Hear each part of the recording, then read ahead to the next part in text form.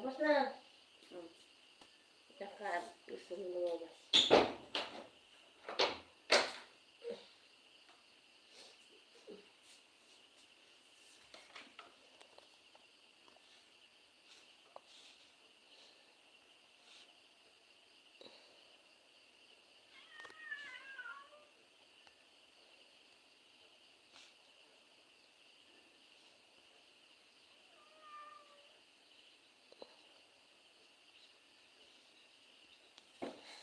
Let's get it on.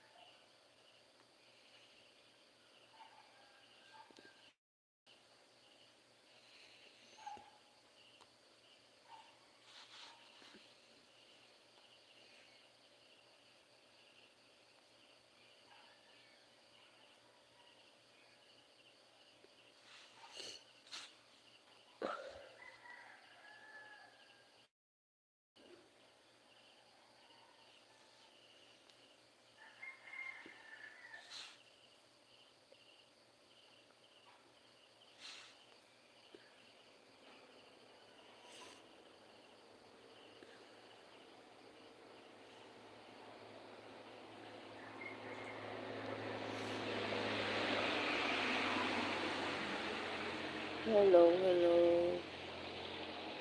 Thank you for joining.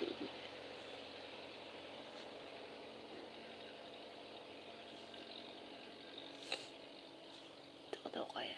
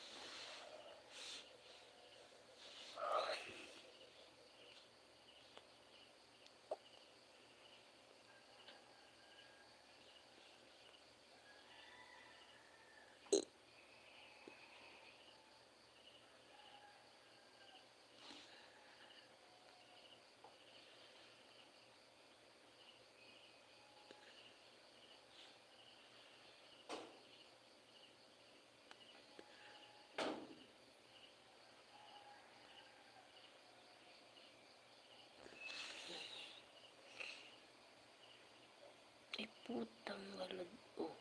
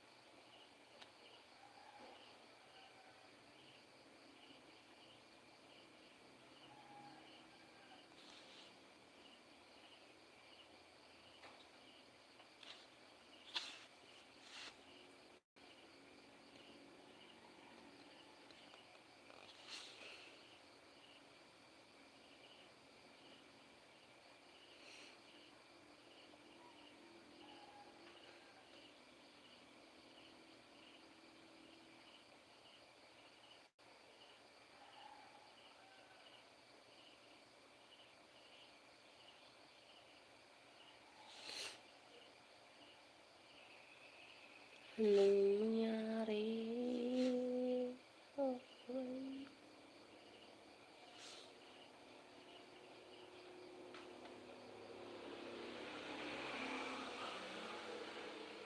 What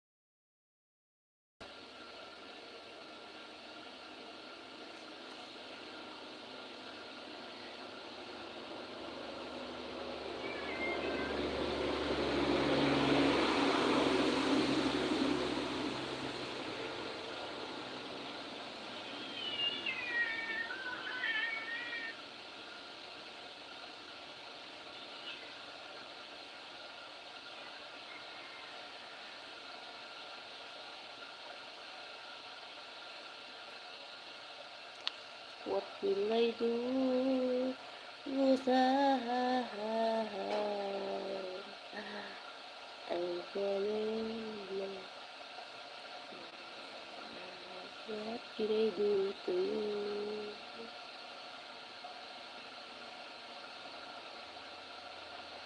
My God.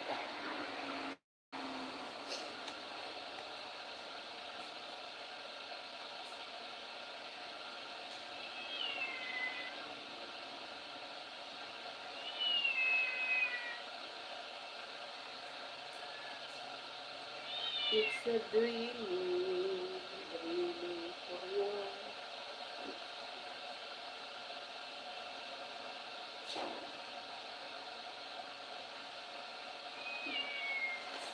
Only dreaming, dreaming,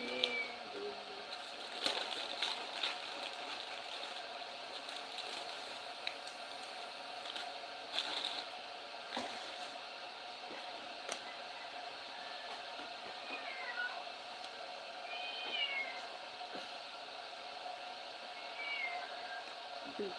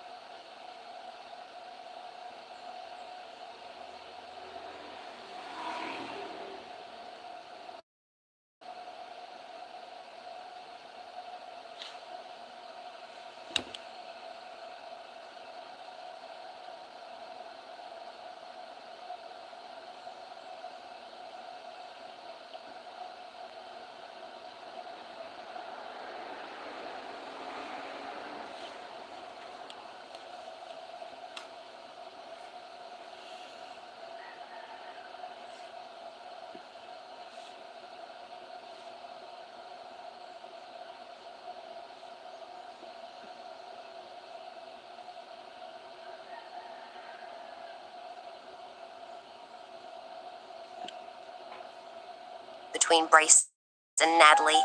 Vivian said, "May I join you?" "Sure," said Natalie casually. "Feel free to sit down." Vivian sat beside Bryce. Liam felt something about Vivian. He didn't like her. When he saw that she was about to sit down next to Bryce, he felt this feeling even more strongly. He was about to protest, but suddenly a piece of fried chicken was pushed into his mouth. "What?" Liam looked up, startled.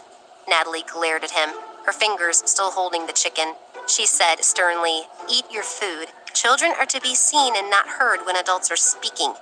Seeing that his mom was unhappy, Liam decided not to say anything more. He just lowered his head and continued to eat. Vivian hadn't noticed their little exchange. Her eyes had never left Bryce. He felt a little uncomfortable when he saw her intense expression. He tried to change the subject by asking, "When are you planning to return abroad?" Vivian had been living overseas for many years, and she only came back to visit her parents and Bryce's family periodically before departing again, and Bryce expected her to follow the same pattern this time.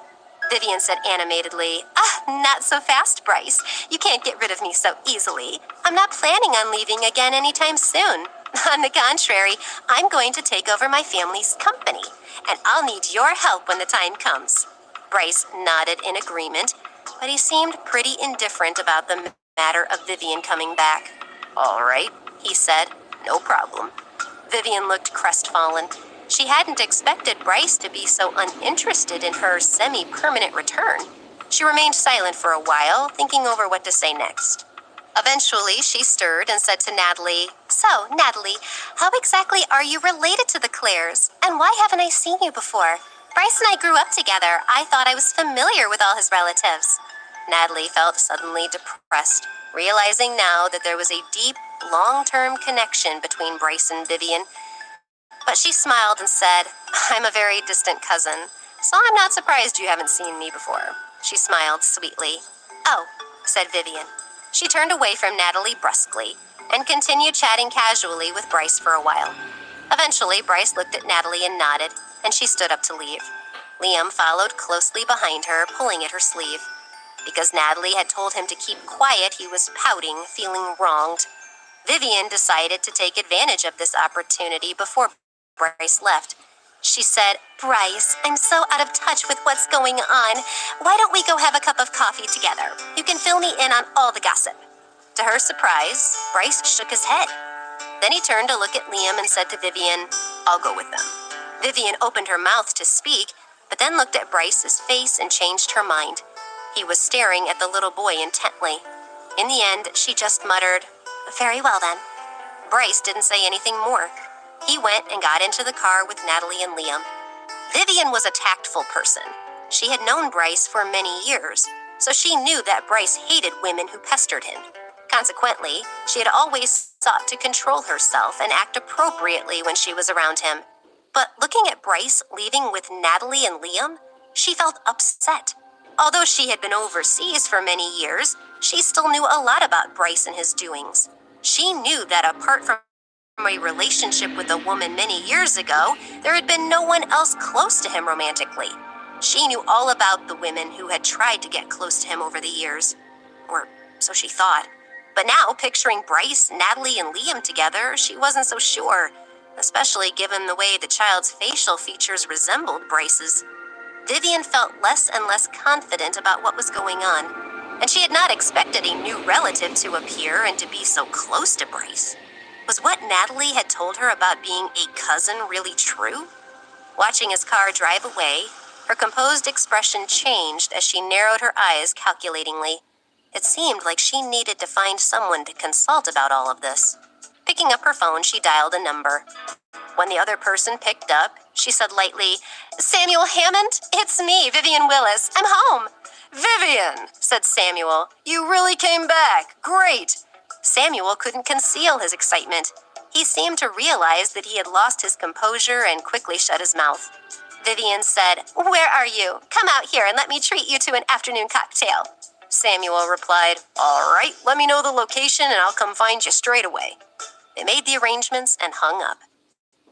Meanwhile, Liam sat in the car. He looked from his father to his mother. He noticed that both of them were silent and felt sad. Natalie had told him not to speak. He was suffering. He held it all in for a while, until finally he felt like he was going to burst if he didn't speak.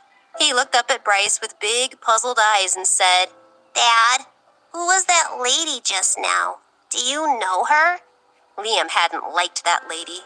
Bryce said sadly, "She's the daughter of a friend of the family. We pretty much grew up together." Bryce was being quite honest as he explained everything to Liam. When he finished, he looked over at Natalie, curious to know what was going on in her mind. Episode 81, Distancing. Thinking about what Bryce had said about his relationship with Vivian, Natalie couldn't help but feel a bit confused. She stared out the car window.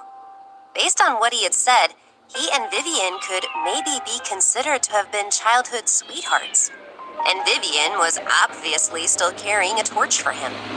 If he could have a relationship with someone like Vivian, why would he want to enter into a fake marriage with her? But she couldn't ask him. She just stared at the scenery outside the window in a daze. Liam was extremely anxious. His mommy didn't look like she wanted to talk, so he thought he'd better not say anything to her. He looked at his dad and then at his mommy, feeling confused. He thought that his parents were acting a little weird today, ever since that other lady came along. Not long after this, they arrived home. He saw Mrs. Perkins and forgot about his unhappy mood, running straight to her side. Natalie suddenly felt a little tired. She was about to go upstairs when she saw Bryce standing there, so she said in a chilly voice, "Thank you for taking me to buy the dress today. I'm going to rest now." Bryce frowned when he heard the distance in her voice. He wanted to resolve matters with her, but she didn't even look at him before heading upstairs. He felt that he deserved better treatment after taking her out and buying the dress for her. With a burst of annoyance, he headed to his study. What he didn't know was that in response to Vivian's appearance on the scene, Natalie was making preparations to keep her distance from Bryce. She now knew that some people were destined not to be together, and that maintaining a distance between herself and him was a good idea. She thought about how the blow that Nick had dealt her all those years ago had made her stop believing in love, stopped her from trusting in men, and she felt that she was right to do this. They didn't see each other over the remainder of the weekend. Elsewhere, meanwhile, Samuel was arriving to meet Vivian. In the end, they decided to meet at an artisan coffee shop in a fashionable district. The place was decorated in pale wood and had a quiet, intimate atmosphere. Vivian at a corner table, looking elegant and pretty in the light of the sun. He was struck by how poised and confident she looked. He suddenly felt like a teenager with a crush. Walking over to Vivian, he hid his sudden nervousness, casually greeting her. "Vivian, you're back!" The joy in his eyes couldn't be concealed. "Samuel, long time no see." She smiled warmly, and he felt a blush rising to his cheeks. They had all grown up together, him, Vivian, and Bryce, which meant that after exchanging just a few words, they were able to resume their long-term friendship as if they had seen each other only recently, rather than having been separated for years.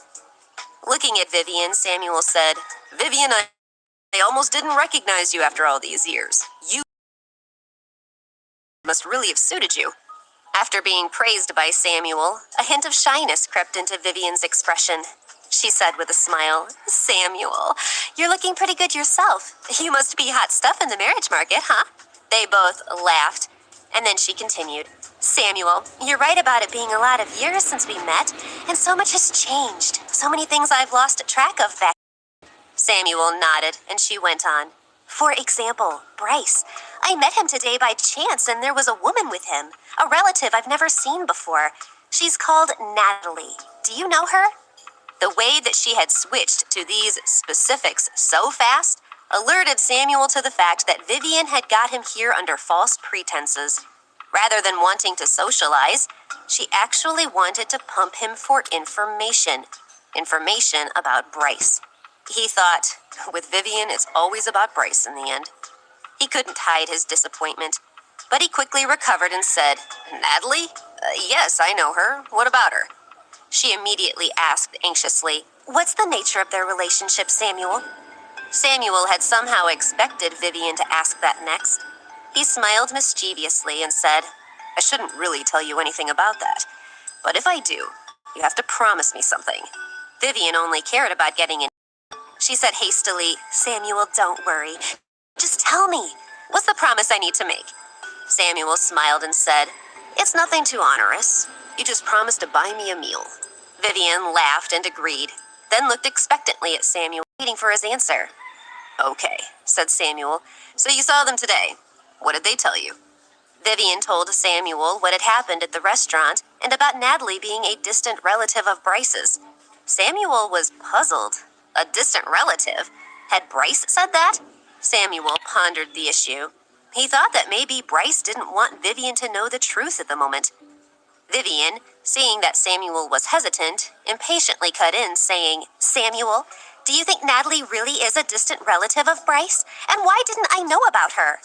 Samuel finally said, "I think that's right, Vivian. The Clare family is a big one, so it's not surprising that there are relatives scattered everywhere. I wouldn't make anything of it if I were you."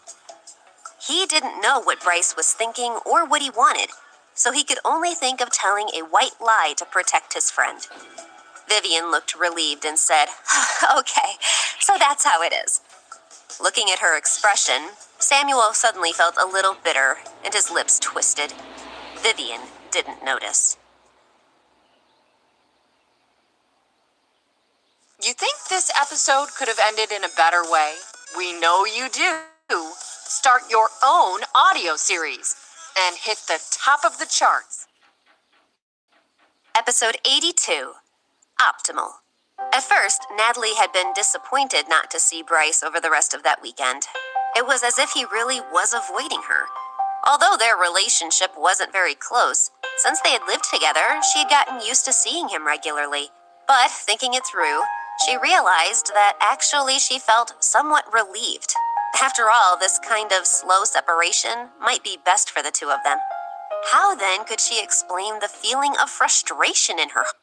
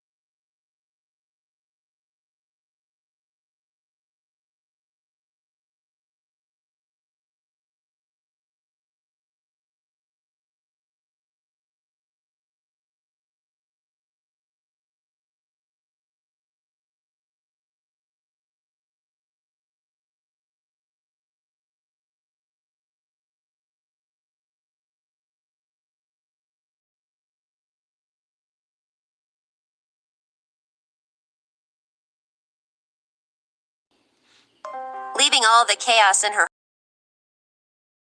early Monday morning to get busy. Not long after her desk, a phone call came in. It was from Optimal magazine. Natalie was surprised because she didn't remember working with that magazine before. She answered the phone politely. The woman on the other end sounded like an experienced, confident professional. The woman said, "Hello, Natalie. I'm Laura Kalis, the chief editor of Optimal magazine. Natalie, we'd really like Tony Bavel to be the cover star for our next issue. Do you think he'll be available to do that?" Natalie recalled what she knew about Optimal magazine. It specialized in high-end recipes and was considered to be a top-quality magazine with an excellent reputation. It might be a good fit for Tony's image. Yeah. She said, "Yes, Laura, I think that could be arranged." Laura laughed delightedly. "Excellent, Natalie. We'd like to start shooting tomorrow, ideally. Can you take a look at Tony's schedule and let us know if that works?" Natalie liked Laura's straightforward approach. She agreed to the deal, then hung up and began to plan Tony's next steps. Tony was getting involved in more and more work and promotional activities. Other than having to shoot The Crossing 2, there were already a number of other partnerships agreed upon. If this went on, Natalie would also start to get very busy. She decided to employ an assistant to deal with Tony's administrative and personal matters. When Tony's career took off, there was no way that she would be able to take care of all aspects of his management. So she started to post some recruitment notices online. She was sure she'd be able to secure someone for the role in a few days. Before she knew it, it was already noon. She was about to go out for lunch when Tony walked in. She was surprised. To let Tony spend more time with Gina, she had specifically given him permission not to come to the office in the morning. So she asked, "How come you're here so early?" Tony grinned and said, "Gina's recovery is going pretty well, and in a few days we'll start filming The Crossing 2, so I want to keep ahead of the game." As Tony walked over, she noticed that he was carrying a bag. She said, "What have you got in there?" Tony opened the bag and looked at her uneasily. This is some food I prepared at home. You can have some if you want." Natalie laughed. She hadn't expected Tony to know how to cook. Opening the lunchbox, she saw 2 different salads and a container of soup inside. It all looked pretty tasty. She said, "I didn't know that you could do all this." Tony looked nervously at his feet and said, "When my sister and I were young, no one took care of us, so I learned to cook. Natalie, come on, eat while it's hot." Natalie nodded and carried a dish to the sofa to sit down and eat. She gestured to Tony and said, "Come over here and have some yourself. I can't eat it all." Tony sat down beside her and they started to eat. She quickly realized that Tony's cooking skills were pretty good. She felt melancholy and sympathetic, though, thinking about his childhood suffering. Since Tony was here, Natalie told him about the photo shoot for Optimal magazine she'd agreed upon. He looked panicky for a second, perhaps overwhelmed by how much work was coming in for him. She caught his look. She put down her bowl and said soothingly, "Tony, you have to remember that you're a star, and that being a star gives you a lot of things that other people don't have. And I'm going to make sure that you keep those things. No matter how you've been treated in the past, those days are over.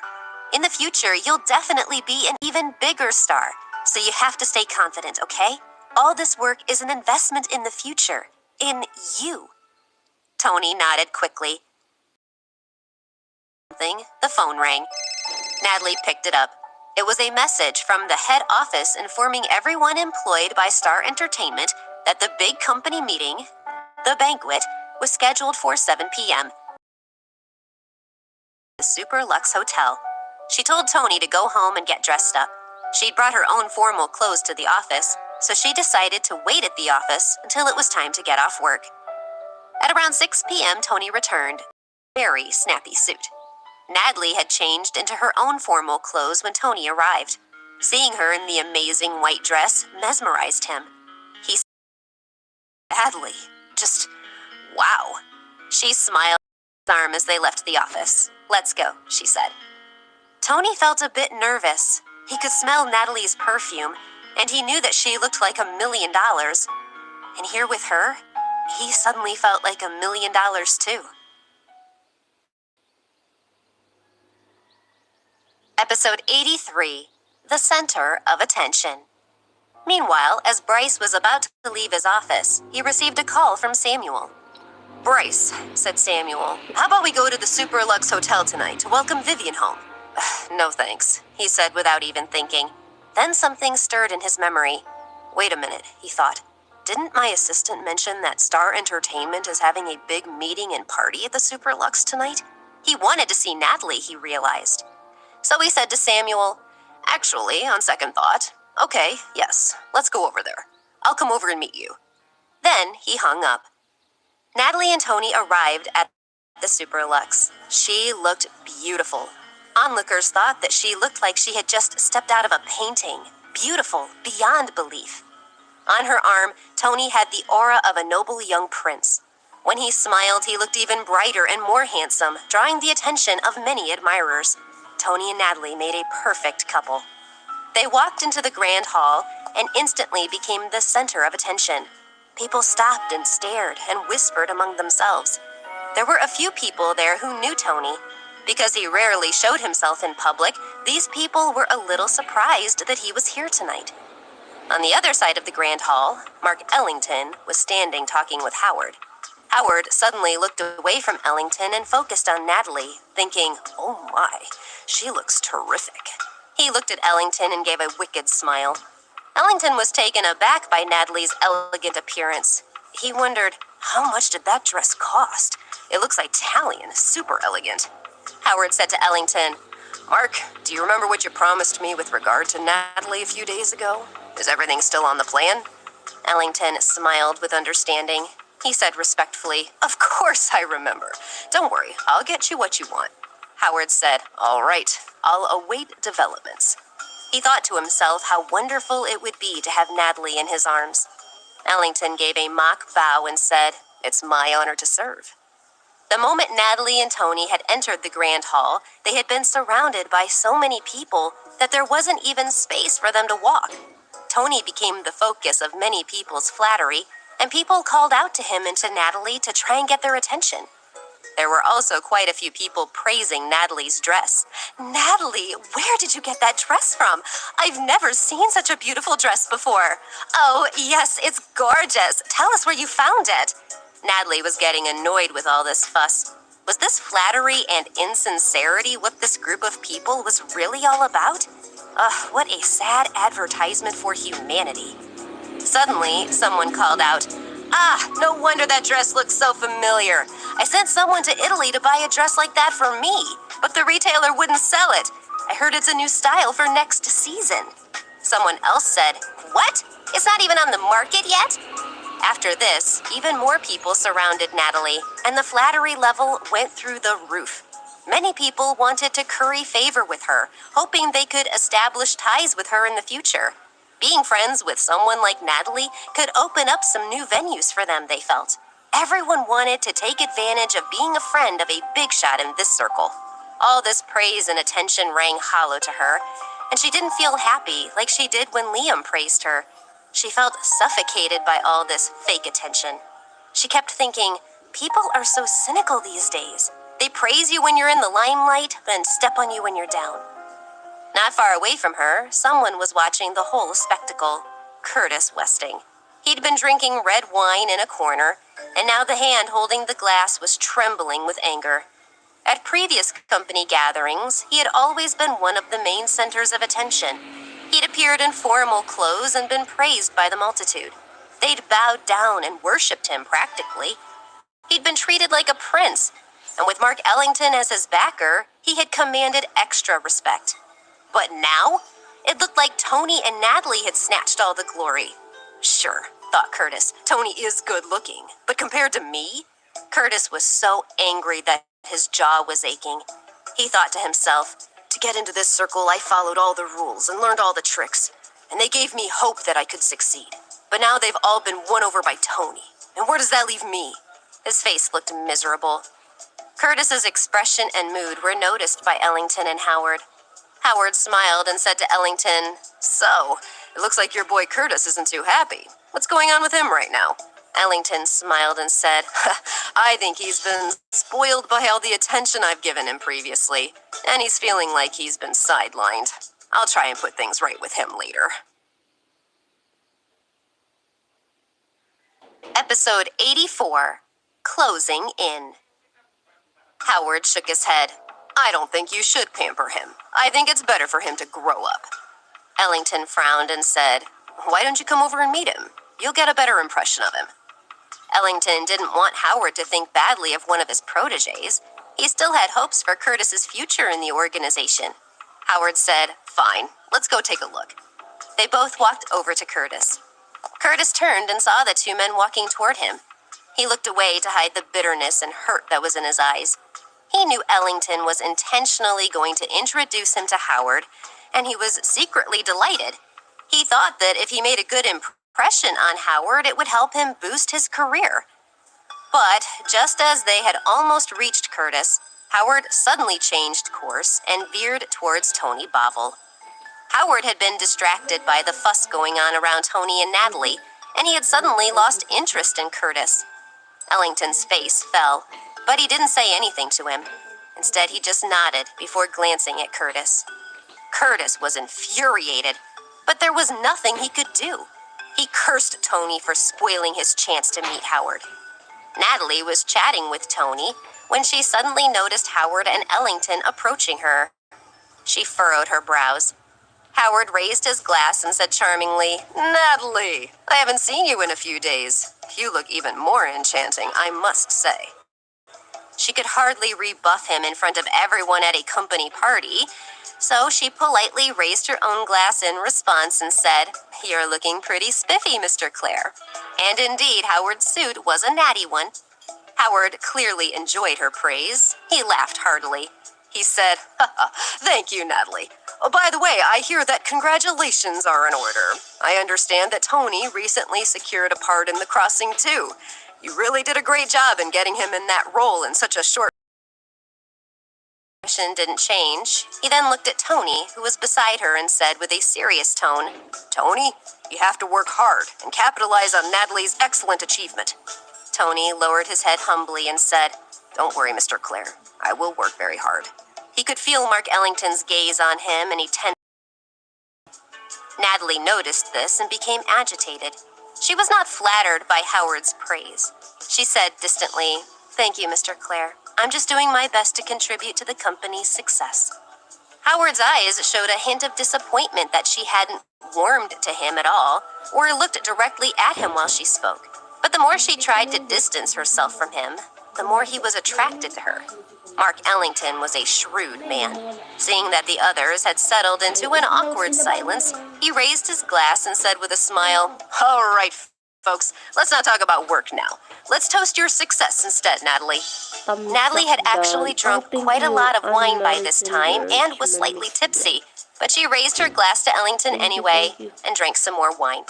Ellington said, "I can see that you have a high alcohol tolerance, Natalie." And then when she looked away, he and Howard glanced at each other with a subtle expression on their faces. And then when she looked away, he and Howard glanced at each other with a subtle expression on their faces. And then when she looked away, he and Howard glanced at each other with a subtle expression on their faces. And then when she looked away, he and Howard glanced at each other with a subtle expression on their faces. Sorry. Thank you for coming.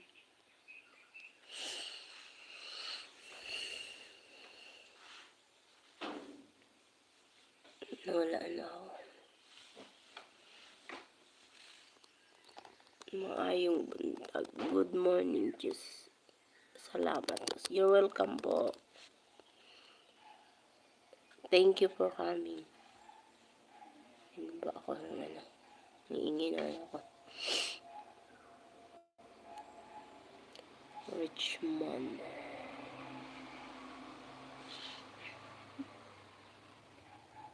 One eight. Ano? Class of clone. Ibaba ko. Sige. Ano? Ibaba ko technique para maging normal ang vertical. Paano? Sige daw. Hindi ko alam yun eh.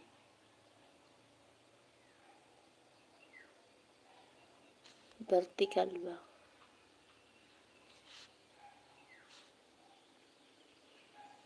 Maayong banda.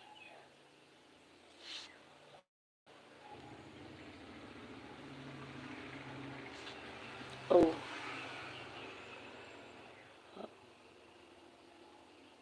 Para dito. In-upload mo ba yan? Mahirap kasi pag sa ano ko.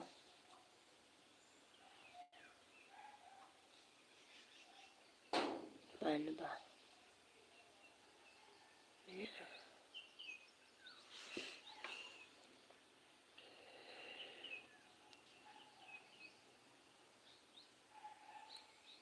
yun?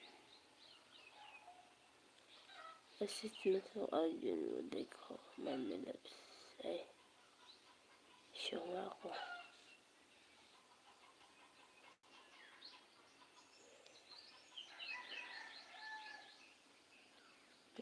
Inayatalag ko. Ganun ba? Di na kailangan maghanap sa notification. Oo nga eh. Ano ko yun, kaya lang ay, ito. Pangit tingnan mo, mahirap i-touch ng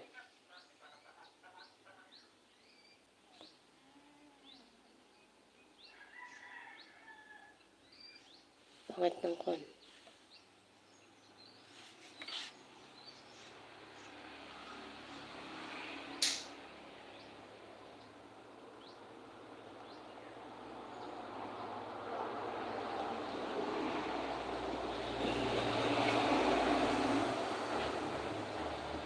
Pangit ng pagkaano ng ko, ang hirap.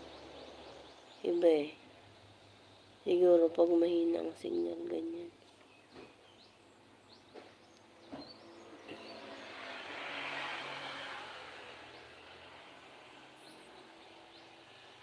Vertical line.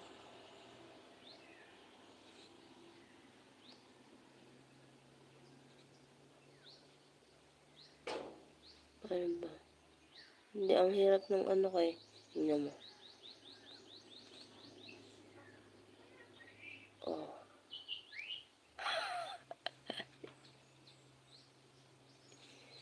Show nga lang yung ko. Ayan.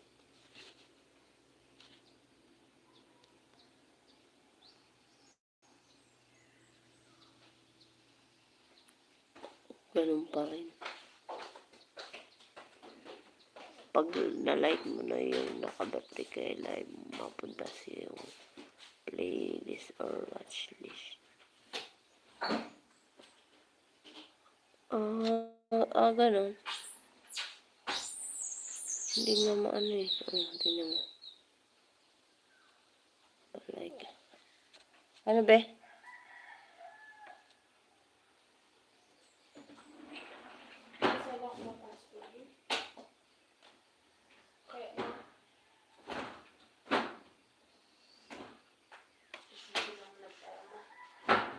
Tarma?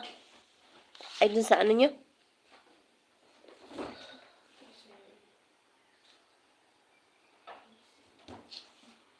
Linisin ng file maaari sa tulong at utusan lang. Ganito lang kadali ang way ng vertical. Paano? Ano daw? Watch.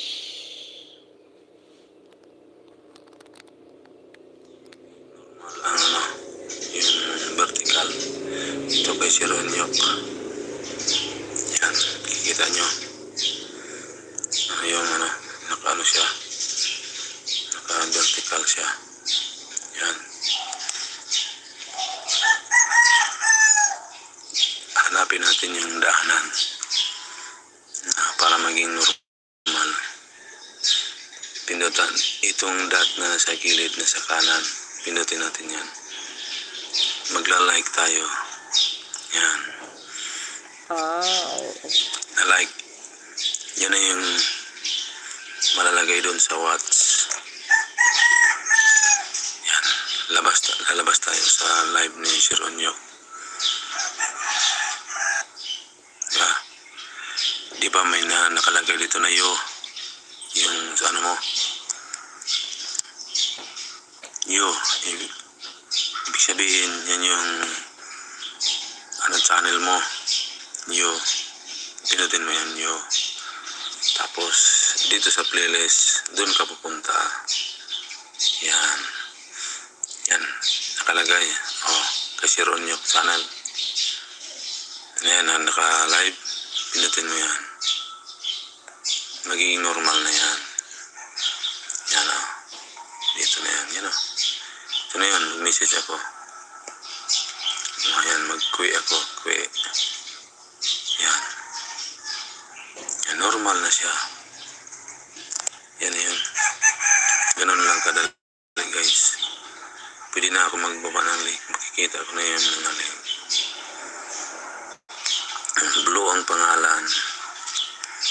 Tapos So, try ko. puti yung comment. Yan.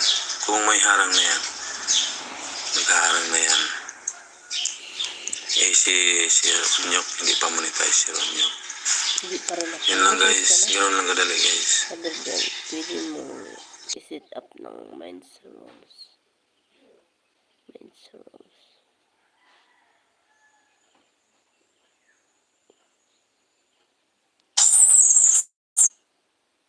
Ayan. Oh. Ang ingay. Ayan. Oh. Ang ingay. Ayan. Oh. Hindi ko maintindihan.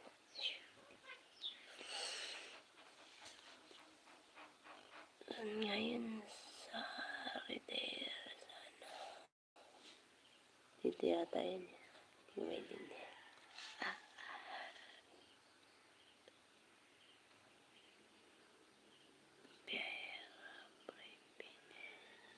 Private pa rin ano.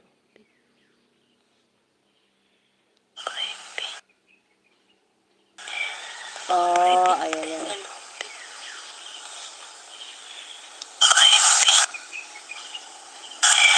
Ayan yan.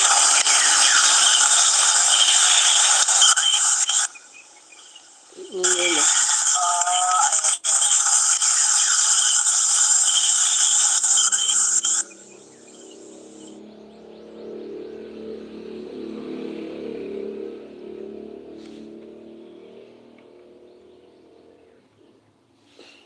Thank you.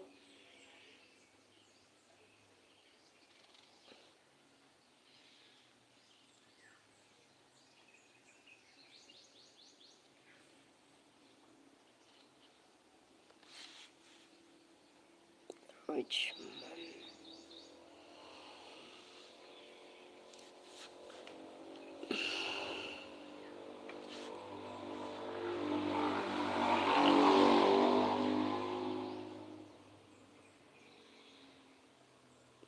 Wala, di pa naman ako ano. Hindi pa naman ako monetize. Ang laki pa ng kulang. Baba pa ng watch hour.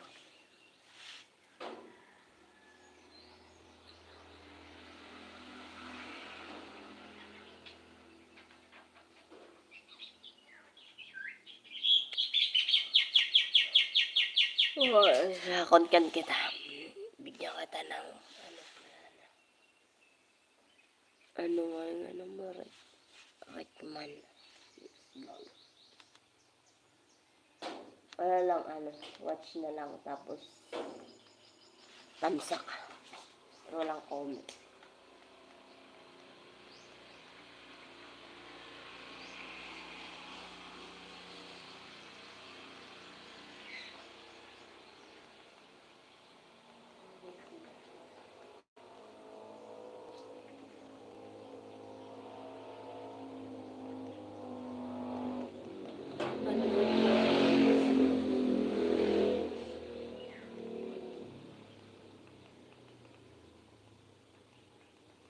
Bibilang ko.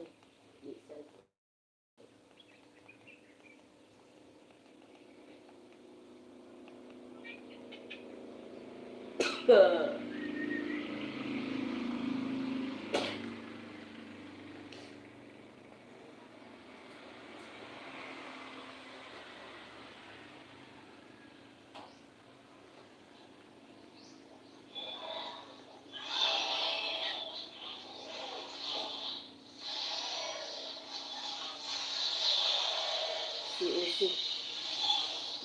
Sablay na malaki pa rin ako.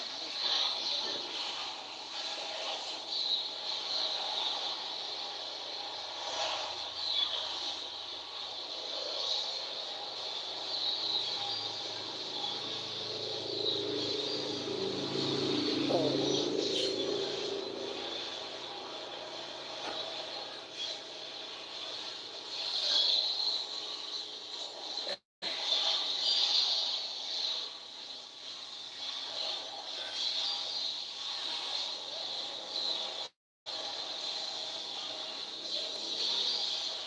Lux's restaurant downstairs, Bryce, Samuel, and Vivian were eating a special meal to welcome Vivian back to the city. Vivian was wearing a light blue dress, with her hair curled and her face subtly made up. She looked relaxed and happy. Her gaze had not left Bryce's face since they'd sat down. The yearning in her eyes couldn't be concealed, no matter how hard she tried. Before their dessert arrived, she took a delicate box from her bag and put it in front of Bryce. She said, "Bryce, dear, this is a gift I brought back for you from overseas. Do you like it?" Samuel pretended to be jealous and said, "Hey, you only gave Bryce a present. What about me?" She smiled and said, "Don't worry, you'll get one too." She took out another box from her bag and handed it to him. He opened it expectantly, but found that it was only a branded pants belt that was readily available anywhere domestically in the U.S. He was still happy, though. After all, this was a gift from Vivian. He said lightly, "Come on, Bryce, let's see what your gift is." Bryce was annoyed to be the center of attention like this, but the keen expectation on Vivian's face prompted him to open the box anyway. Inside was an exquisite pair of delicate cufflinks. They were silver in color and shone faintly under the restaurant's lights. They were clearly very valuable. Samuel was unhappy when he saw the huge difference between Bryce's gift and his own, exclaiming, "Vivian, this is blatant favoritism." Vivian ignored him, looking at Bryce expectantly and asking carefully, "Well, Bryce, how do you like them? Divine, aren't they?" But Bryce's reaction was muted, as was the look on his face. He said, "Well, the truth is that I already have a lot of cufflinks. Here, Samuel, it's time to improve your wardrobe." With that, he closed the box and slid the gift across to Samuel. Vivian's expression suddenly turned angry, but she didn't dare to show this to Bryce too clearly. She could only give him a resentful look from under her eyelids. Samuel noticed her expression, though. After a moment of silence, he accepted the gift with a smile and said loudly, "I'll accept this gift eagerly. I'm privileged to receive 2 gifts in one day. Thank you both." Episode 85, Must You Be So Cruel? To look as if she appreciated Samuel's expression of gratitude, but it was obvious that she wasn't in good spirits. The waiter brought their desserts, and they carried on with their meal. They all acted as if the matter was now closed. Vivian was silent. Samuel couldn't bear to see her like this. However, since he was sitting between her and Bryce, it was hard for him to say anything, so he just pretended to be enjoying his food. After dessert, Bryce went to the bathroom. Vivian watched him go, her face sad and pale. When she was sure Bryce couldn't hear her, she said imploringly, "Samuel, tell me, what did I do wrong? How can Bryce treat me like this?" Samuel comforted her, saying, "We grew up together. You know how he can be.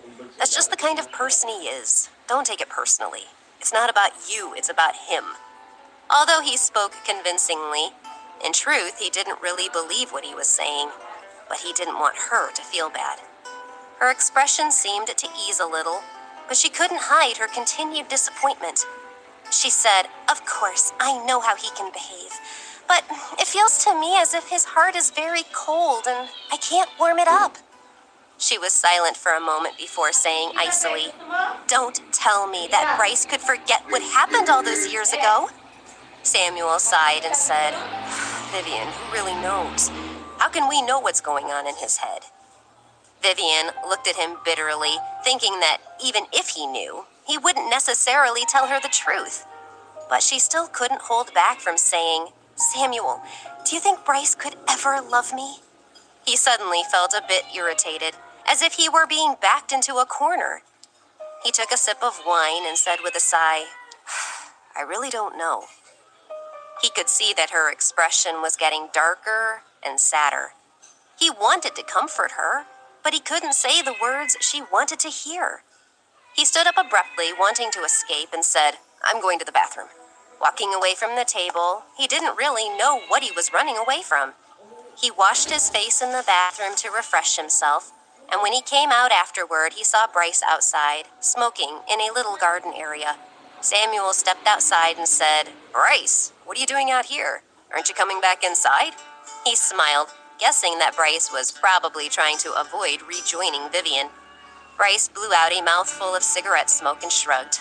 Samuel said, "Bryce, I have something I must say to you." Bryce shrugged again, and Samuel continued, "How can you be so cold towards Vivian? You know what she feels about you, don't you? Isn't it a little cruel what you're doing to her?" Everyone could see that Vivian was sweet on Bryce, and it wasn't like he himself didn't know. Bryce inhaled a last mouthful of smoke and let out a soft laugh. The luster in his eyes suddenly became unclear, and he said, "Samuel, if I push her away from me, maybe you and her will have a chance together. What do you think?" Seeing Samuel's sudden change of expression on hearing this, he continued sympathetically, "You want me to be more friendly to her, but I can't give her what she wants, so why should I let her keep her hopes alive?" The warm light from the window hit Bryce's face as he paced around. He looked tortured. For a moment, Samuel thought that he had never seen his friend look like this before. He felt that maybe he knew nothing about him after all, despite their years of friendship. Samuel let out a long sigh and realized that Bryce was right. But he felt a sudden surge of anger well up, and he said, "So why don't you say it straight to her? And what's your purpose in marrying Natalie, for God's sake? So that Vivian will give up hope?" Bryce looked at him coldly and said, "That's my business and no one else's. I suggest you stop concerning yourself with my affairs, and instead think about how you might gain Vivian's favor, if that's what you want." Then Bryce left Samuel on his own. It seemed that he didn't know how to explain in detail about Natalie. But Samuel had seen the gentleness in Bryce's eyes when he mentioned Natalie. He and Bryce were like brothers. They'd grown up together. His intuition was not mistaken. After Bryce left Samuel, he didn't go home, but instead went upstairs to where the Star Entertainment party was being held. He remembered Natalie mentioning that she didn't drink much because her alcohol tolerance was low. Although he didn't want to admit to himself that he was worried something would happen if Natalie drank too much, he still went upstairs. He decided to make sure that Natalie was okay with his own eyes so that he could be at ease. And in fact, Natalie wasn't in too good shape. Since the start of the party, many people had come over to toast her, raising their glasses in salute. She had been unable to refuse their good wishes, and after so many drinks, she was now feeling pretty drunk. Yet another person toasted to her health, and they drank. She felt dizzy when she had finished that drink. She leaned weakly against a sofa, and an unnatural flush appeared on her face. Tony said, "Natalie? Natalie, are you okay?" He looked at her worriedly.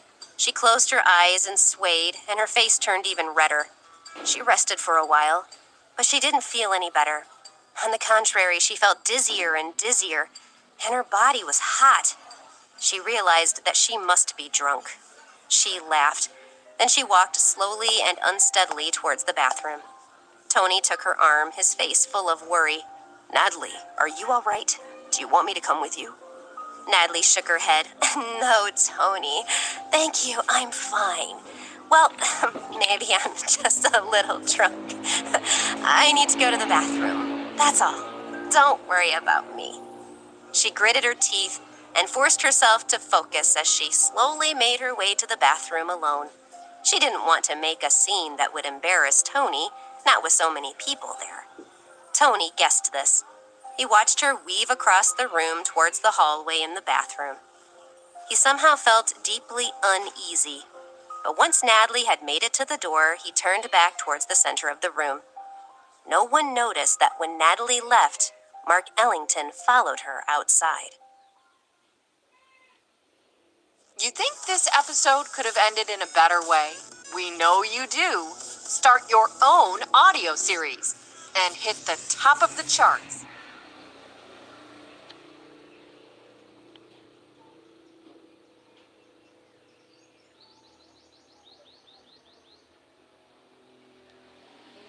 Episode 86, Something's Not Right.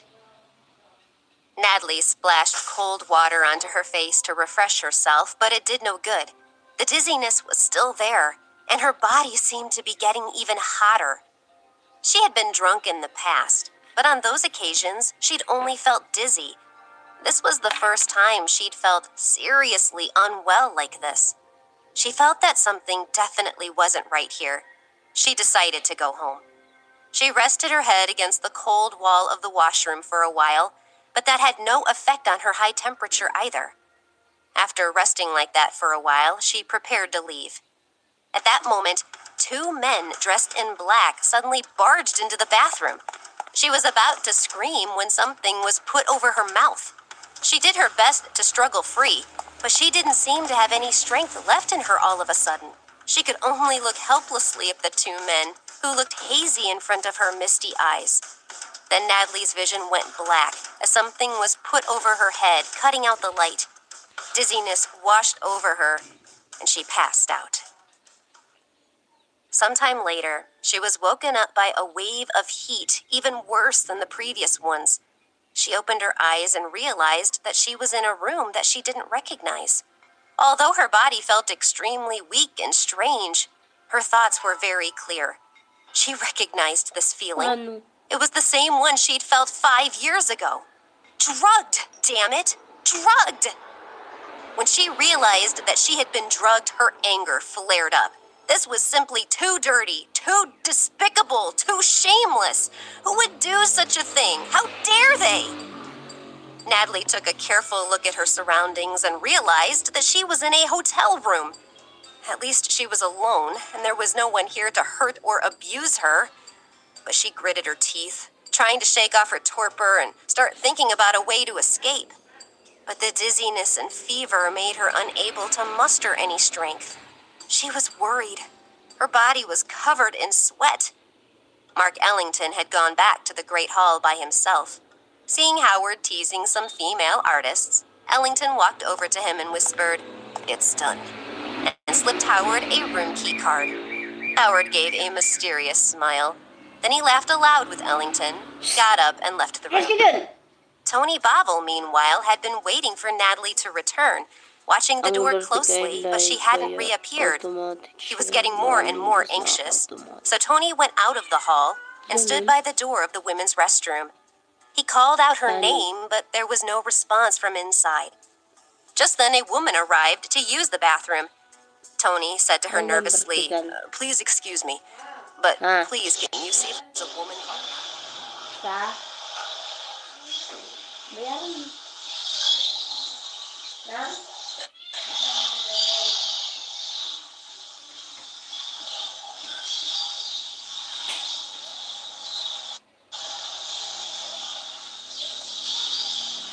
Lux's restaurant downstairs, Bryce, Samuel, and Vivian were eating a special meal to welcome Vivian back to the city. Vivian was wearing a light blue dress, with her hair curled and her face subtly made up. She looked relaxed and happy. Her gaze had not left Bryce's face since they'd sat down. The yearning in her eyes couldn't be concealed, no matter how hard she tried. Before their dessert arrived, she took a delicate box from her bag and put it in front of Bryce.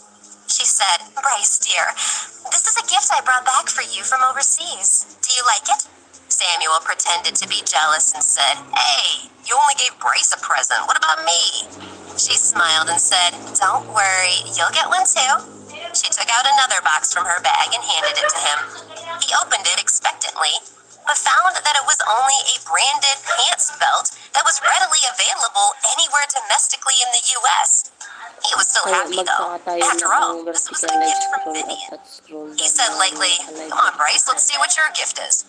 Bryce was annoyed to be the center of attention like this, but the keen expectation on Vivian's face prompted him to open the box anyway.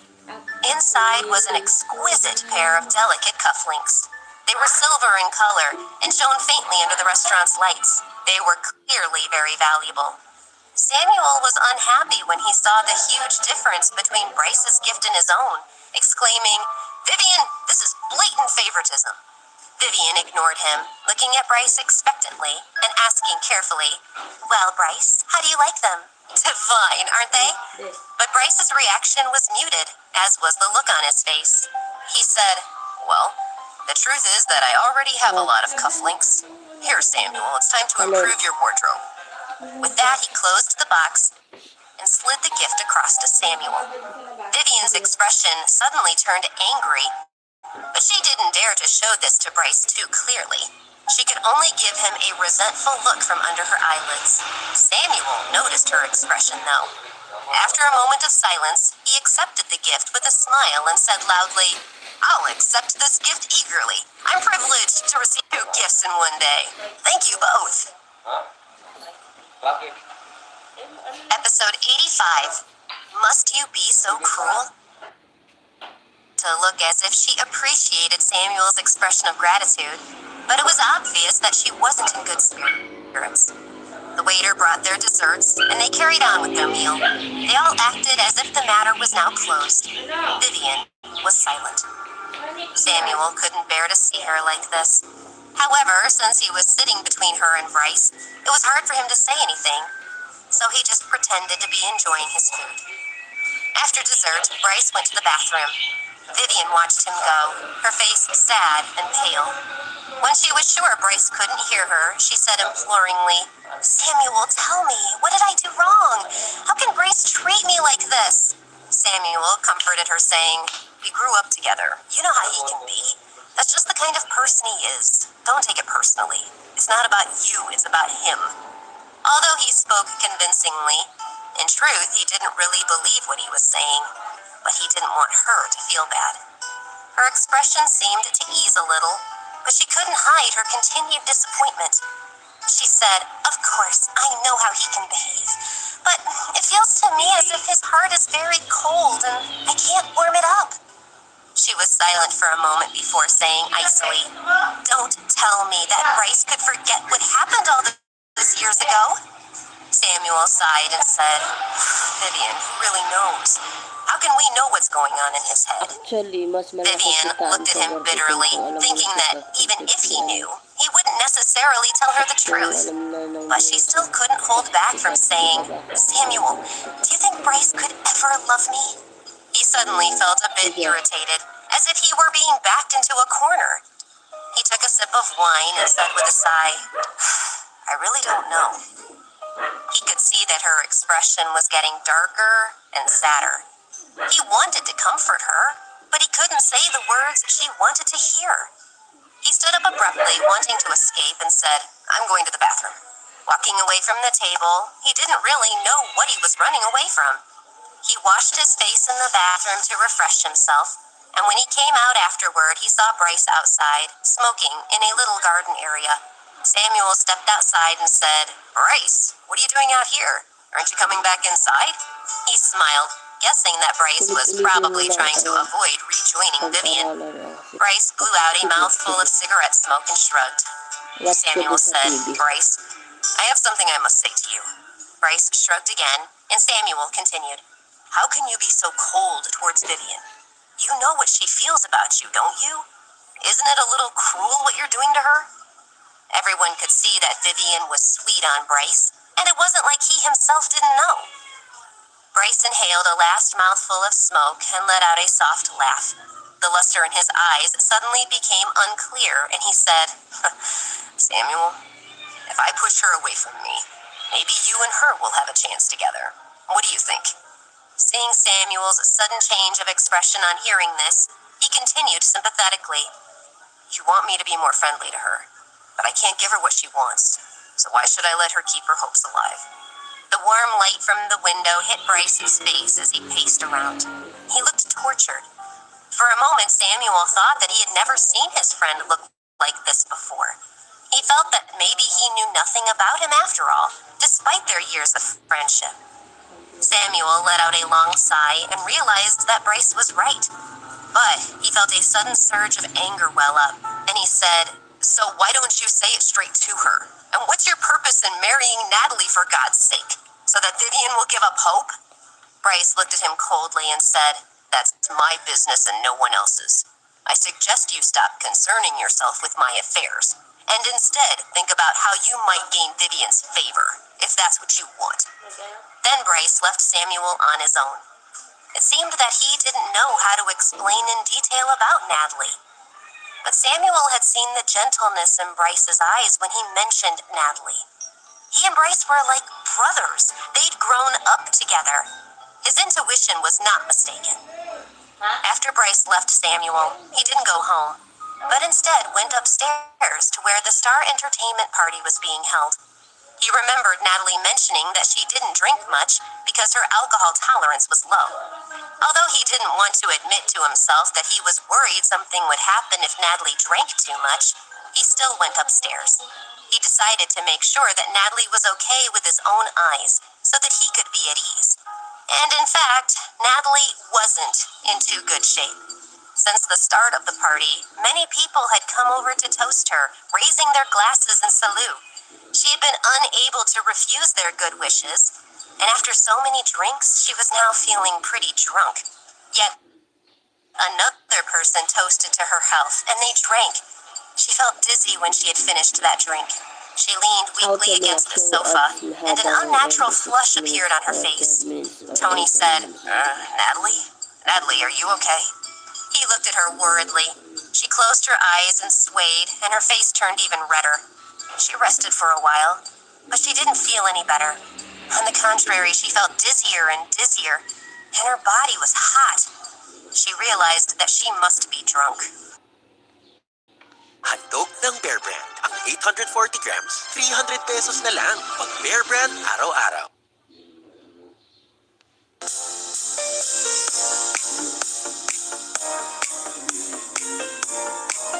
Ito din ba yan? Automotive Richmond?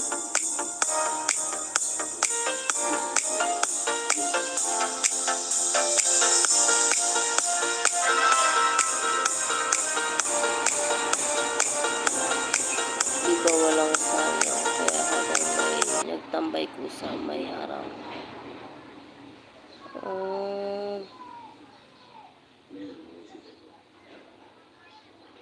Mind source at paano ba going to ilagay? Alright guys, good evening, good afternoon or good morning.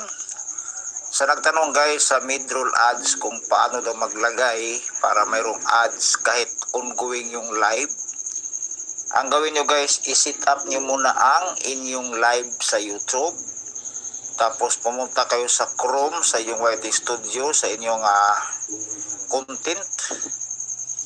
Ayan guys, medyo mahina yung signal natin. So nandito na tayo guys sa Chrome. So punta tayo sa YT Studio sa Chrome. Ayan, sa Chrome yan guys, sa Chrome. Tapos punta kayo sa inyong content kung saan maglagay kayo ng $sign Sa content. sa ating mga video. Paano ba yan? Ayan, medyo lag lang tayong content guys. Ayan, nandito na tayo sa content natin. So, lakyan natin ng kunti para makita. Ayan. So, click natin yung content.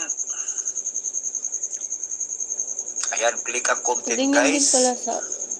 Para dali tayo dito sa channel content natin. Medyo apigi sa signal. Pangit Ayan, pala sa nandito tayo sa ating channel content. Ang gawin natin, punta tayo sa live. I-click mo yung live. So nakasit up ka na ng live sa YouTube. Puntahan mo dito sa YT Studio. Ayan. So ayan na guys, nakasit up na ako para bukas. So ayan, naka-off pa yung $sign pero hindi natin i-on yan, i-on dyan ha. Doon natin i-on yan, i-click natin yung profile picture natin. Yung profile natin sa Chrome. Ayan. So, pasok tayo sa Chrome. Pagkatapos, so dito na tayo. Dito tayo maglagay ng $sign or thumbnail. Ayan. Yan thumbnail natin guys.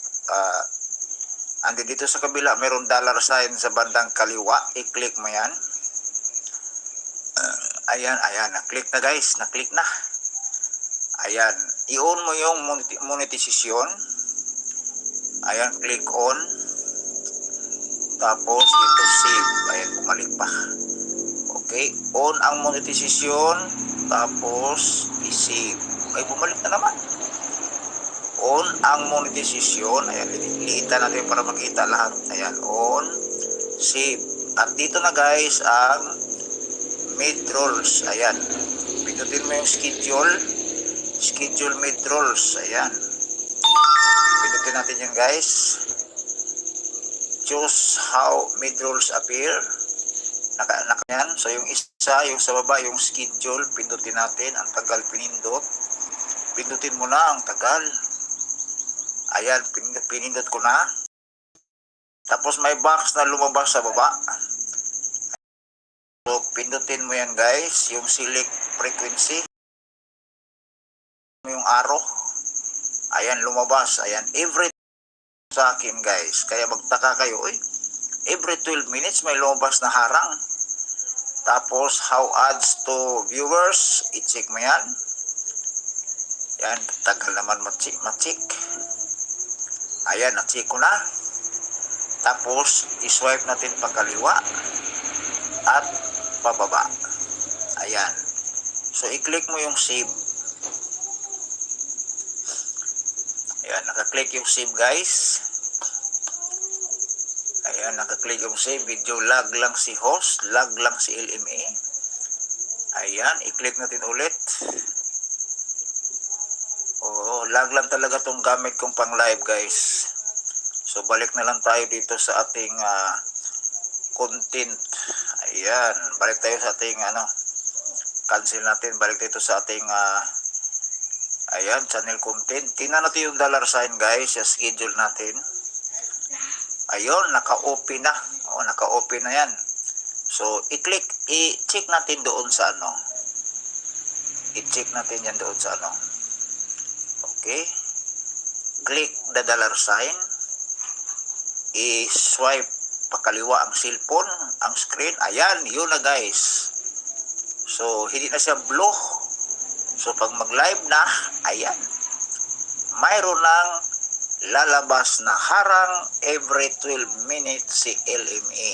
Okay? So, sana nakuha nyo guys. Madali lang, di ba? Mid-rolls, tapos schedule. Ayun, kumpati na. Thank you for watching.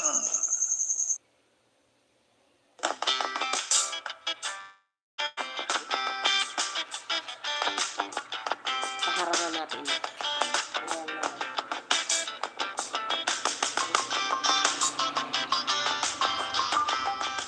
Minatch na rin ang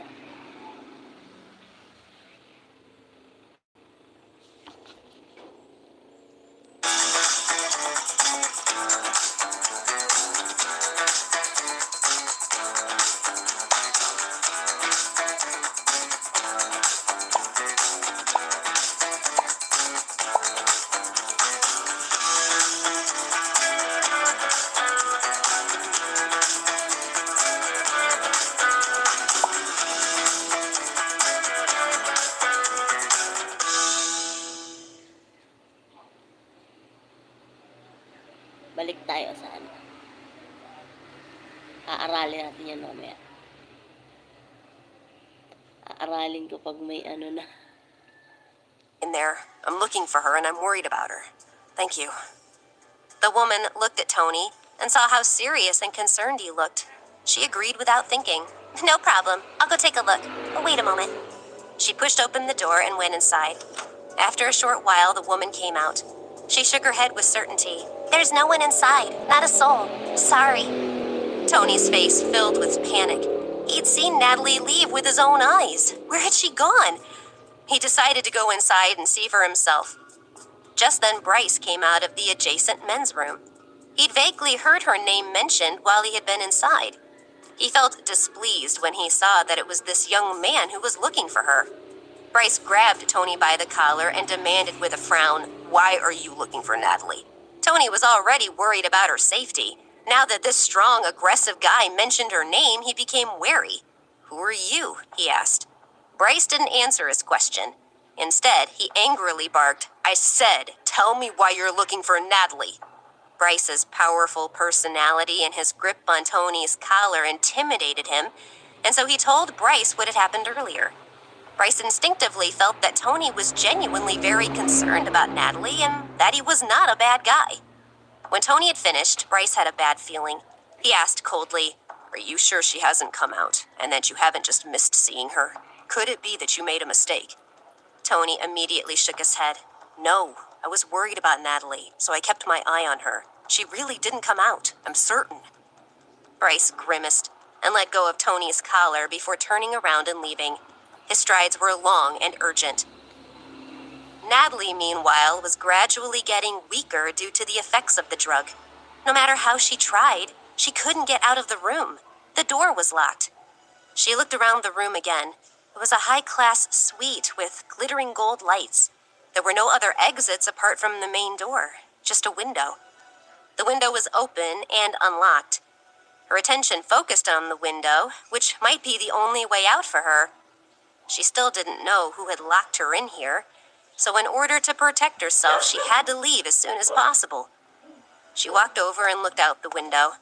Crap, she thought immediately. That won't work either.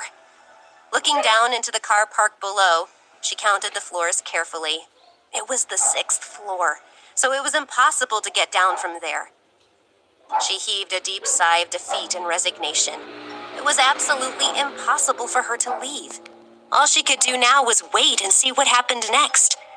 But somehow she still felt that she couldn't just sit there and wait, so she forced herself to keep looking for any other means of escape.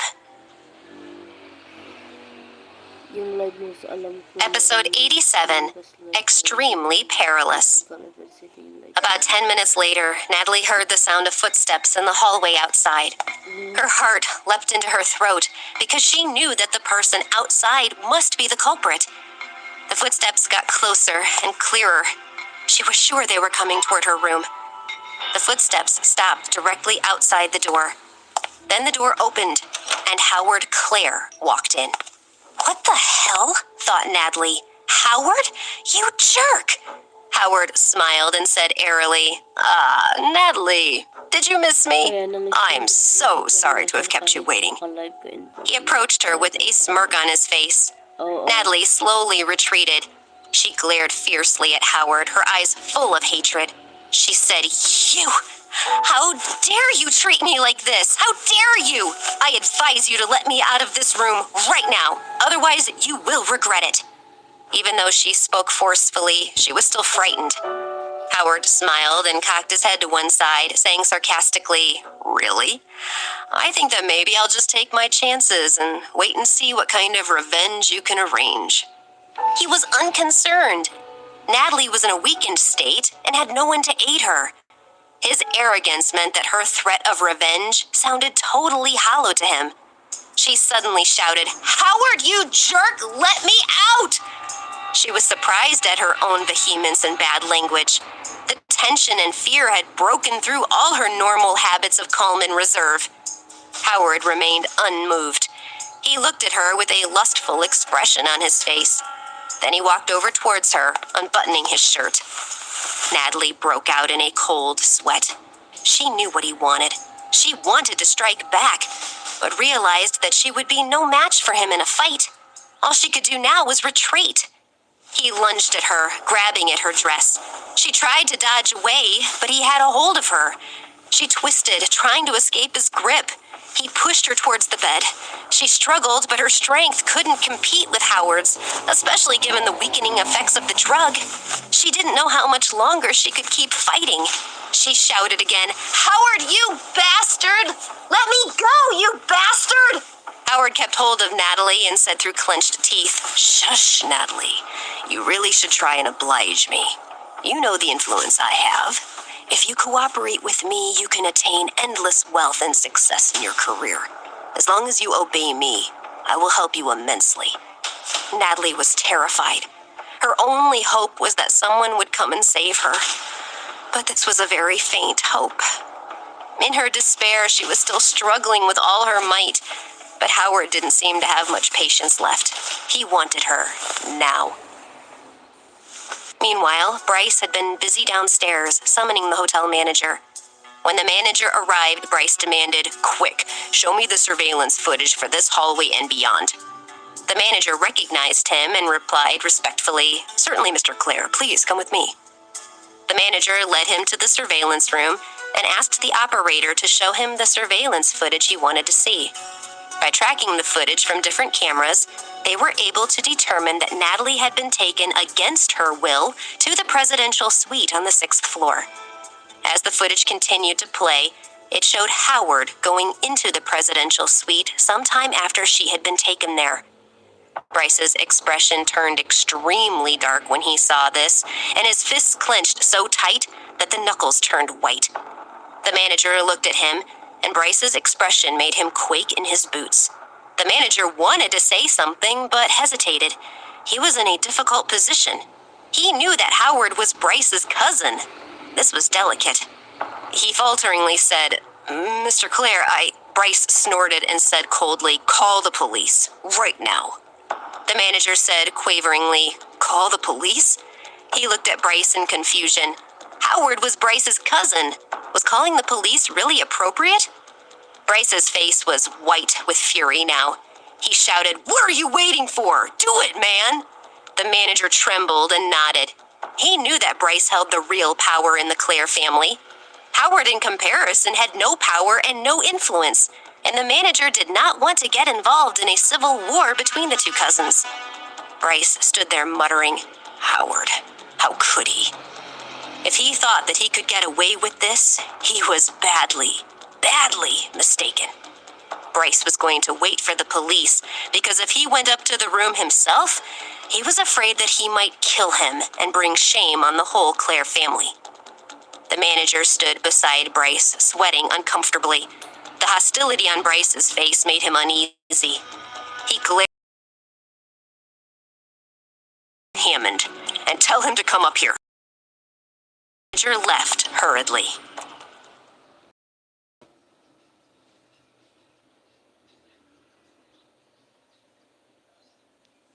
Episode 88, You're Safe Now. Samuel was having coffee alone downstairs, Vivian having gone home, and it took the hotel manager a lot of effort to find him. When he finally saw Samuel, he walked up to him and said, "Mr. Hammond." He looked up and saw the manager. The manager looked worried and was sweating profusely. Eyebrows and said, "How can I help you?" The manager wiped the sweat off his forehead with his pocket handkerchief and said, "Mr. Clare, that is, Mr. Bryce Clare, is up in my office, and he would like you to go up there. He, sent me to fetch you, if you would be so kind." Samuel pursed his lips and looked puzzled. Bryce was looking for him right now? So he hadn't left the hotel after all? The manager was looking at him expectantly, so he stood up and said, "Lead the way." Bryce had been waiting impatiently, his face a mask of tension. When Samuel arrived with a smile on his face, he shot him a humorous look. Samuel said cautiously, "Hello again, Bryce. What can I do for you?" He had no idea what Bryce wanted. Bryce said coldly, "I need a favor, a big one." He didn't have the slightest trace of humility in his voice. He just expected Samuel to fall into line with his wishes. Samuel frowned and said huffily, "Well, what exactly is it you want?" Bryce took a sip of water before saying bluntly, "Go up to Howard's room in the presidential suite, knock the door down, and save the woman inside." Samuel almost laughed. He wondered for a second whether there was something wrong with Bryce. Was he drunk, maybe? What was he talking about? But then he looked at the cold light in his eyes and realized that he was sober and deadly serious. He looked at Bryce for a few seconds before nodding silently. Then he turned and left. In the doorway, he seemed to have thought of something to say. He paused and looked around at Bryce, asking, "You're sure you want me to do this to your cousin?" Bryce didn't even look at him, but just said in a low voice, "Do it." Samuel made his way up to the presidential suite, guided by the hotel manager. He knocked on the door politely and listened. There was silence inside the room. No response. He knocked on the door again, but there was still no sound from inside. He raised his eyebrows and felt rebuffed, his anger rising. He got ready to put his shoulder to the door, but then hesitated and signaled to the manager to open the door with his master key. The manager did as he was asked. The door swung open and he stepped inside. Howard, who had his shirt off, looked back over his shoulder at Samuel, his face frozen in shock. Samuel looked at the bed and saw Natalie lying there. Her face was streaked with tears and her body was limp. She looked like she didn't have any strength left. Her eyes were closed. She was mumbling, "Leave me alone, leave me alone," over and over. Howard raised his hand towards her. Samuel gasped and cried out, "Howard, you'd really hit a woman?" Natalie opened her eyes doubtfully. She saw Samuel step forward, grab Howard's hand, and force it down to his side. Howard shook Samuel off and glared at him, growling, "Mind your own business. Do you really think you can interfere in my matters?" Samuel said quietly, "Somebody needs to stop you, that's for sure." Howard snorted and said, "You and Bryce make a good couple. A couple of Boy Scout types out to save the world, huh?" His voice was full of hatred and spite for him and Bryce, spite that seemed to have been locked inside him, festering for a long time. Samuel frowned. "What kind of dirty business are you up to? Don't you think that decent people would want to do something about it?" He hadn't wanted to come up here, but now that he saw what Howard had been doing, he felt more angry and disgusted than he had ever been in his life. Howard was putting his shirt on now, muttering, "This is a pile of crap." Samuel stepped towards the bed and looked at Natalie. She watched him approach, her body trembling. There were fresh tears on her cheeks and her eyes were red. With a sigh, he took off his suit jacket and draped it over her shoulders. Her dress was a little torn, but still intact, and the suit jacket covered it. He lowered his voice, afraid of scaring her. He said softly, "Don't be afraid. You're safe now. It's okay. It's over." Natalie's vision blurred with tears. Then her eyes gradually focused on his face. He smiled gently at her, and she nodded, heartened. Howard couldn't control his anger. He spat out, "What a cozy little scene. The errand boy and the wayward maiden." Samuel frowned and looked contemptuously at him, saying, "I advise you to control yourself. The police will be here soon." Howard's face filled with disbelief. "What? You called the police? You son of a bitch!" Samuel shrugged, turning back to Natalie to look at her injuries. He no longer cared about Howard. Howard was wringing his hands and looking from side to side like someone acting out a mad scene in an opera. Finally, he said shrilly, "Is Bryce in the hotel too? Was it him that called the police?"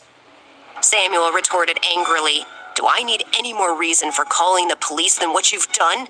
Why should I need to take orders from someone else to do it? I recognize a louse when I see one, and I have big enough shoes to tread on it."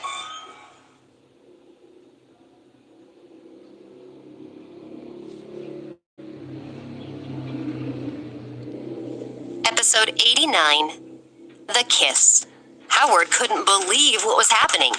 Just as he was about to reply to Samuel, there was a commotion at the hotel room's door. Someone shouted, "Don't move! Armed police officers!" A few cops rushed in and seized hold of Howard. One of the cops still had a gun in his hand.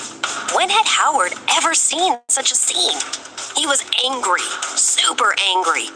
But because of the position he was in, he couldn't vent his feelings. He glared at Samuel and Natalie, and through gritted teeth he said, "Just wait.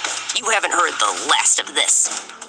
Samuel couldn't tell that the person Howard was really addressing this statement to was Bryce. Not long after, Howard was taken away by the police. Samuel saw that Natalie's eyes were still drowsy with confusion. He couldn't help but suspect that she was drugged, and he decided to carry her downstairs as she couldn't stand up by herself. When he picked her up, he noticed that Natalie, who was as limp as a rag doll in his arms, had a very high temperature. Her eyes were closed and she seemed to be asleep.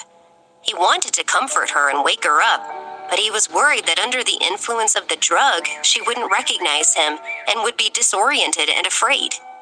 He carried her to Bryce's side as fast as he could. Seeing her condition, Bryce realized how serious things were. He immediately ordered, "Samuel, go get my car. We need to get her to the hospital." Samuel resented being spoken to as if he were a lackey, but he also knew that now was not the time for delay. But he still hesitated, wondering if Bryce was thinking clearly. He started to say, "Bryce, But Bryce glared at him coldly and asked, "Well, are you going to get the car or not?" Samuel said meekly, "Yes, I'll go now." Although he had a good relationship with him, he knew what the consequences would be if Bryce got truly angry with him. They all got into the car and he drove to the hospital without delay. Along the way, Natalie became restless. She felt as if there was a flame burning inside her body, heating her up to such a degree that she was losing her mind and didn't know what she was doing. The only thing that was clear to her was that she was very hot right now, and she really wanted to find a way to vent her feelings. Her hands reached out almost subconsciously to Bryce's cool skin, her fingers dragging his clothes. Bryce's expression became even darker. He said in a low, hoarse voice, "Please stop that." Hardly. Everything she did was purely out of instinct. She wriggled around randomly, which made Bryce feel became even darker. He said in a low, hoarse voice, "Please stop that." Hardly. Everything she did was purely out of instinct. She wriggled around randomly, which made Bryce feel became even darker. He said in a low, hoarse voice, "Please stop that." Everything she did was purely out of instinct. She wriggled around randomly, which made Bryce became even darker. He said in a low, hoarse voice, "Please stop that." Everything she did was purely out of instinct. She wriggled around randomly, which made Bryce became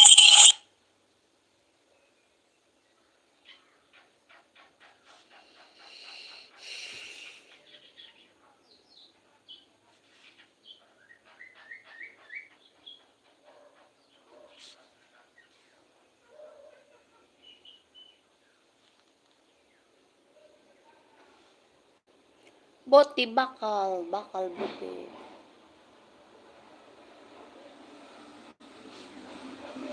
dimmed as he tried to suppress his anger. He held her hands tightly, but was unable to control her wriggling and twisting. Due to the effects of the drug, her face was flushed and her body was covered in sweat. At times, she would tightly clench her lips, as if she was doing her best to resist some impulse. Bryce watched her struggle, pity for her suddenly flooding through him. For some reason he didn't really understand. He abruptly lowered his head and kissed her gently on the lips. Natalie immediately stilled her movements. She looked at Bryce's face, right close to hers, and her eyes widened, full of confusion. Samuel, who had been watching them in the rearview mirror, almost swerved the car when he saw Bryce's actions. Samuel thought, "My God, Bryce actually kissed a woman of his own volition." He knew that Bryce had a serious obsession with cleanliness. He was normally angered if anyone so much as touched him, let alone kissed him. Bryce leaned back from Natalie after breaking the kiss. He still wanted to comfort her, but in the end he suppressed the impulse. Samuel said, "Bryce, are you feeling okay?" Bryce's expression tensed, and he said in a warning voice, "Samuel, just shut up and drive the car, and put your foot down." Samuel floored the pedal and sped through the night. At the same time, he felt bitter somehow, wondering how Vivian would have reacted if she had witnessed this scene or found out about it.